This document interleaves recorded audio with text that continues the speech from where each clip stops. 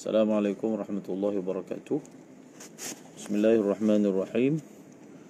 Alhamdulillahi rabbil alamin. Wassalatu wassalam ala asyrafil anbiya'i wal mursalin Sayyidina wa maulana Muhammadin wa ala alihi wa sahbihi ajma'in. Kita sambung sedikit pembacaan daripada kitab Iljamul Awam pada muka surat 53. Mithalun akharu, contoh yang lain. Contoh yang pertama membawa misal al-yad.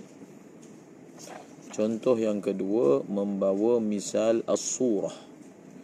Kata al-Imam Al-Ghazali, idza sami'a as-surah min qawlihi inna Allah ta'ala khalaqa Adama ala suratihi wa inni ra'aitu rabbi fi ahsani suratin fayanbaghi an ya'lama anna as-surata ismun mushtarakun qad yutlaqu wa yuradu bihi al-hay'atu al-hasilatu fi ajsamin mu'allafatin murakkabatin murattabatin tartiban makhsusan mithlu al-anfi wal-'aini wal-fami wal-khaddi allati hiya ajsamun hiya luhumun wa 'izam.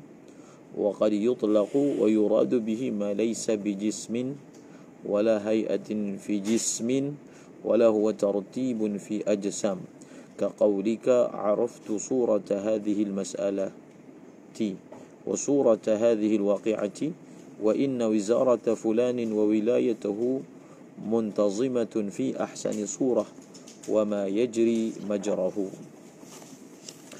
Jadi kata Al-Imam Ghazali, bila kita jumpalah perkataan surah, ada dua hadis dibawa contoh. Yang pertama, sesungguhnya Allah Ta'ala mencipta Adam di atas surahnya. Nyonya siapa? Nya Allah. Dan sesungguhnya aku melihat Tuhanku di dalam keadaan sebaik-baik surah. Jadi bila kita jumpa perkataan surah dalam hadis, maka fayambaghi, sayugialah bahawa mengetahui oleh pembaca bahawasanya as-surah ni, surah ni, dia bukanlah satu perkataan yang hanya ada satu makna. Bahkan surah adalah merupakan isim mushtarak. Jadi apa maksud isim mushtarak? Isim mushtarak merupakan isim yang mempunyai lebih daripada satu makna hakikat. Itu dipanggil isim mushtarak. Isim yang mempunyai lebih daripada satu makna. Jadi hendaklah seseorang itu mengetahui bahawasanya surah ini isim mushtarak. Dia bukan ada satu makna je, dia ada dua, tiga makna. Qad yutlaqu, dan kadang-kadang diitlakkan nama surah itu, dimaksudkan dengannya adalah bentuk yang terhasil di dalam jisim-jisim yang tersusun, yang terbentuk dan tersusun dengan susunan tertentu. Contoh, surah yang ada pada muka. Jadi muka ini adalah merupakan satu bentuk yang tersusun, terhimpun daripada apa? Daripada hidung, mata, mulut, pipi, yang semua itu, hidung, mata, mulut, pipi ni, semua itu adalah merupakan jisim. Hidung jisim, mata jisim, pipi jisim, mulut pun jisim. Allati hiya ajsamun hiya luhumun wa 'izam. Dia merupakan jisim-jisim yang jisim-jisim itu merupakan daging-daging dan tulang-tulang. Wa qad yutlaqu wa yuradu bihi ma laysa bijismin. Dan kadang-kadang diitlakkan isim surah, nama surah tu. Yutlaqu ni naib fa'il dia, ismu surah.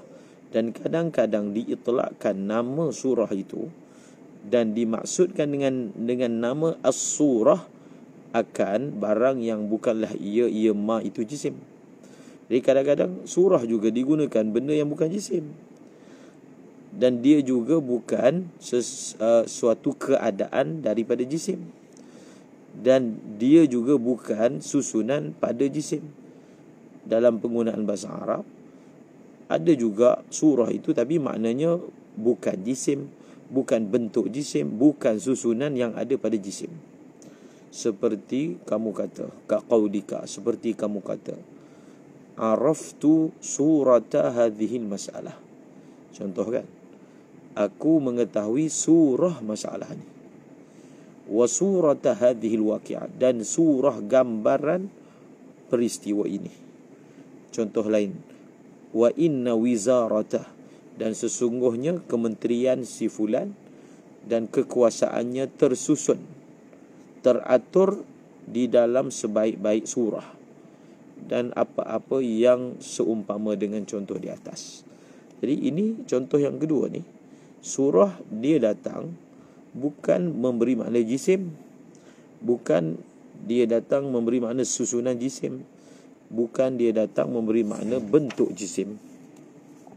Jadi bila kita jumpa perkataan as-surah yang dinisbahkan kepada Allah, mengapa kita khususkan maknanya dengan makna yang pertama, sedangkan dia mempunyai makna kemungkinan yang lain?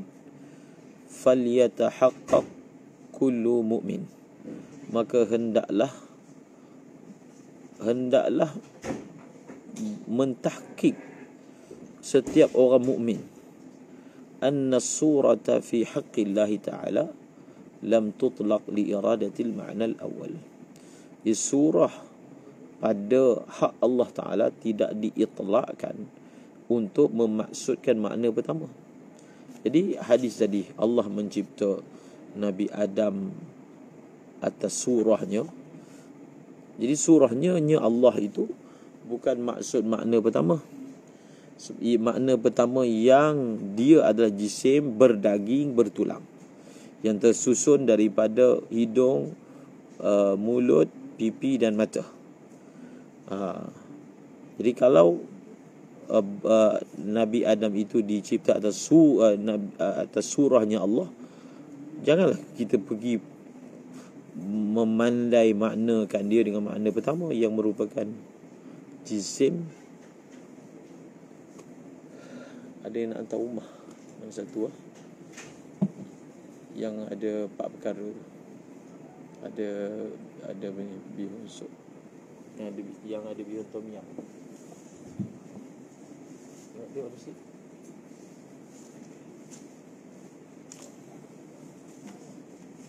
Ni untuk rumah.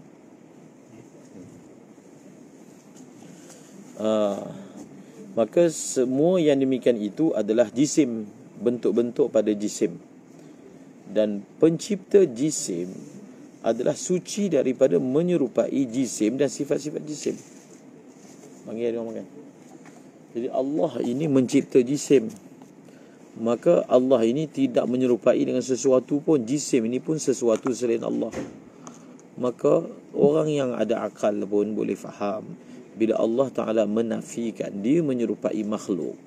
Tiba-tiba ada hadis yang menyatakan atas surah Adam, maka orang yang dia sudah jelas akidahnya akan faham bukan makna surah di sini yang menggambarkan makna jisim, daging, tulang dan seumpamanya. Fa idza alima hadha yaqinan, maka apabila mengetahui ia akan perkara ini secara yakin, maka dia ni orang beriman.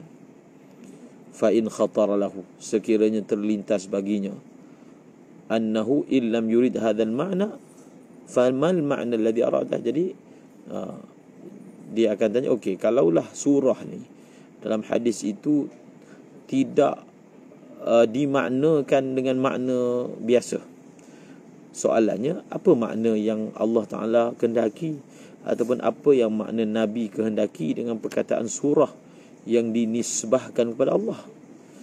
Inilah tugasnya. Fayambaghi an ya'lama anna dhalika lam yu'mar bihi. Dia tak perlu nak kelang kabut, tak perlu nak kalut. Sayugia hendaklah dia mengetahui perkara itu tidak diperintahkan kepada dia. Dia tak diperintahkan untuk tahqiq apakah makna surah itu. Bahkan diperintahkan dia supaya tidak masuk campur ke dalamnya. Kerana apa? Kerana yang demikian itu, kerana sesungguhnya tidaklah ia al-khawd, tidaklah ia khawd dalam masalah ini di atas kadar kemampuannya. Tetapi yang bagi sayugia diiktiqad. Jadi mudah je bila jumpa perkataan surah, kita itu ni panggil tafwid. Saya tak tahu makna apa, tapi yang saya pasti makna itu adalah satu makna yang layak bagi Allah. Bahawasanya dikehendaki dengannya makna yang layak dengan keagungan Allah dan kebesarannya.